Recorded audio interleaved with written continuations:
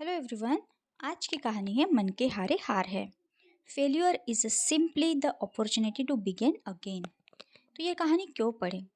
अगर आप भी यही सोचते हैं कि मैं जो भी करता हूँ बेकार चला जाता है, उसका परिणाम मेरे मन मुताबिक नहीं आता, अगर आपके साथ भी ज़िंदगी में अभी कुछ अच्छा नहीं होता है, तो ये छोटी सी कहानी अपने शब्दों के ज़रिए आपको बहुत कुछ सिखा जाएगी।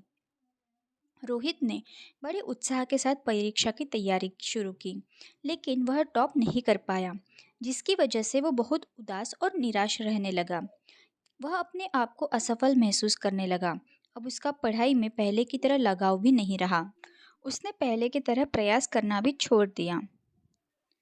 रोहित की इस परेशानी का पता जब उसके अध्यापक को लगा है, जो कि उसके मार्गदर्शक थे, तो उन्होंने एक दिन उसे अपने घर पर बुलाया और पूछा, क्या बात है? आजकल तुम काफ़ी उदास और परेशान रहते हो। पहले की तरह तैयारी करना भी छोड़ दी। रोहित ने उदास स्वर में कहा कि उसने दिन रात मेहनत की, पर जैसा चाहता था वैसा रिजल्ट नहीं आया, इसलिए वह हताश और निराश है। अध्यापक कुछ समय के लिए शांत रहे। फिर कुछ सोचकर उन्होंने उससे कहा कि मेरे पीछे आओ। वे उसे टमाटर के पौधों के पास ले गए और बोले कि टमाटर के इन खराब और मरे हुए पौधों को देखो। जब मैंने इस पौधों को बोया था, तो मैंने बहुत मेहनत और पूरे दिल से इसकी देखभाल की थी। मैंने समय समय पर सही मात्रा में पानी दिया, खाद भी डाली और कीटनाशक का छिड़काव भी किया, पर फिर भी यह खराब हो गया। तो क्या? रोहित बोला, इतनी सारी मेहनत, इतना पैसा और समय देने के बाद भी अगर जैसा रिजल्ट हम चाहते हैं वो न मिल पाए, तो इतना सब कुछ करने का क्या फ़ायदा है? अध्यापक बोले, ऐसा नहीं है। फिर उन्होंने एक दरवाजे की तरफ इशारा करते हुए कहा कि अब एक बार ज़रा इस दरवाजे को तो खोल कर देखो। रोहित ने दरवाजे को खोला और देखा कि सामने बड़े बड़े टमाटर के ढेर पड़े हुए थे। अध्यापक बोले, टमाटर के एक पौधे के खराब होने का मतलब यह नहीं है कि सभी के सभी पौधे खराब हो गए हैं।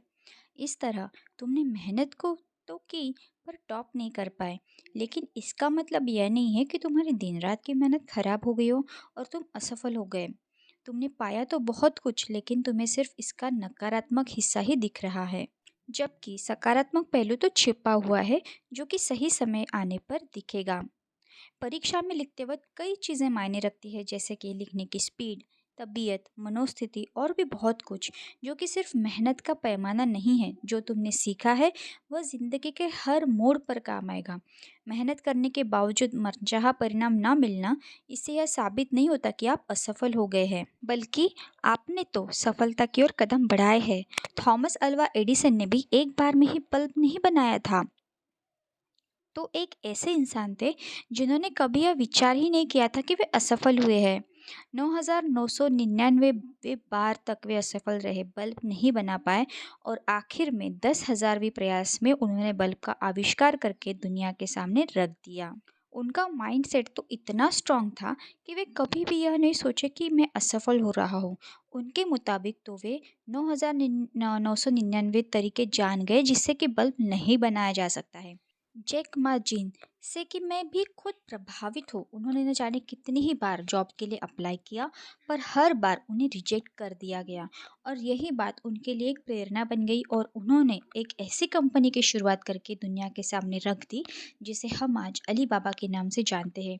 आज यह ई कॉमर्स कंपनी कई नई नई बुलंदियों को छू रही है और आगे भी असीम ऊंचाइयों को छुएगी। जब रेस लंबी हो तो ये मायने नहीं रखता कि कौन कितनी तेजी से दौड़ रहा है, मायने तो यह रखता है कि कौन कितनी ज़्यादा देर तक दौड़ सकता है।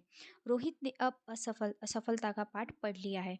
वह अच्छी तरह से समझ चुका है कि अब आगे क्या करना है। वह एक नई आशा और उमंग के साथ अपनी सफलता की राह में आगे बढ़ चला है। ऐसे और कई हजार उदाहरण इस दुनिया में हैं, जिनसे कि हमें काफ़ी प्रेरणा मिलती है। अगर इन्होंने भी अपने आप को एक फेलियर समझा होता, तो आज वे इतने अमीर नहीं बन पाते। निराश होने की जगह यह सोचो कि तुमसे कहाँ चूक हुई और उस चूक को सुधारने की कोशिश करो। ये बात उन सब पर लागू होती है जो जीवन में कुछ करना चाहते हैं और लाइफ में आगे बढ़ना चाहते हैं। विफलता बस फिर से शुरू करने का एक और अवसर है, और इस बार और अधिक समझदारी से। ये कहा है हेनरी फोर्ड ने।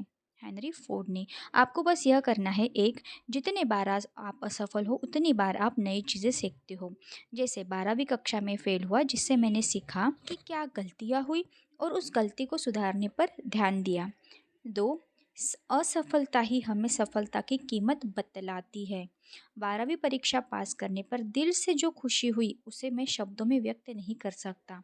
और 3, कभी मत कहो कि असफल हुआ हूँ, कहो कि आज मैंने कुछ सीखा है। सो गाइज़, आज की कहानी अगर आपको पसंद आई हो तो प्लीज़ मेरे चैनल को आप सब्सक्राइब कर लेना। और ये वीडियो अगर आपको अच्छा लगा हो तो आप इस वीडियो को लाइक और शेयर बिल्कुल करिएगा। सो गाइज़, मैं आपसे मिलती हूँ नेक्स्ट वीडियो में कुछ और नई इंटरेस्टिंग कहानी के साथ। तब तक के लिए bye bye and thank you.